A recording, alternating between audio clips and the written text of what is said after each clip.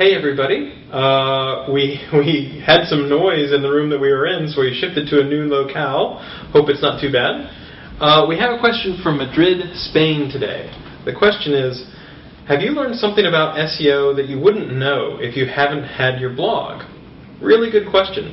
I started my blog because I wanted to have a place which was a channel where I could just put up my personal thoughts or thoughts about Google and not have to worry about something getting edited or basically have an unvarnished channel.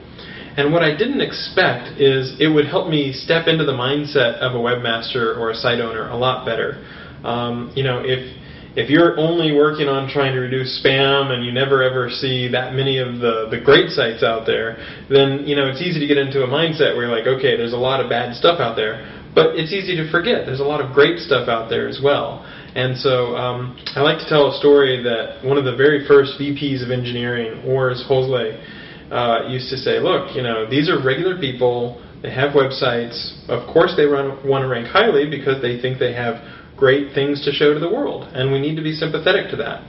And so a lot of people, when they come into Google, I often will do a new engineer orientation, or at least I used to in the past, and I'd say, okay, what do you call it whenever people try to rank higher in search engines? And they'd say, well, it's spam, right? And that's not true. Like, it's a natural instinct to want to do well and want to do better in search engines.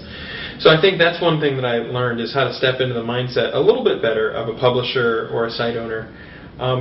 There's definitely been a few things I've learned, like if you make lists, if you say the top 11 things about whatever, you definitely get a lot more clicks. And so it's sort of a good reminder about human nature that unless you're actually practicing some of that, keyword selection, what things do I put in my title? Oh, it turns out if you write about iPods or gadgets or accessories, or Chrome extensions, those can drive a lot of traffic. It's really helpful to see all that stuff so that it's not just an academic exercise. So there's been a lot of stuff that I've learned about SEO because I've had my own site. It's something that I'm glad that I do, and I encourage a lot of the people on our team to have some sort of web presence or have a blog or have their own domain so that they can kind of just remember, okay, what we want to do is find the best possible sites. We don't want to get in the mindset of every site being bad and we have to take action on all those bad sites and forget that there's a lot of great stuff out there.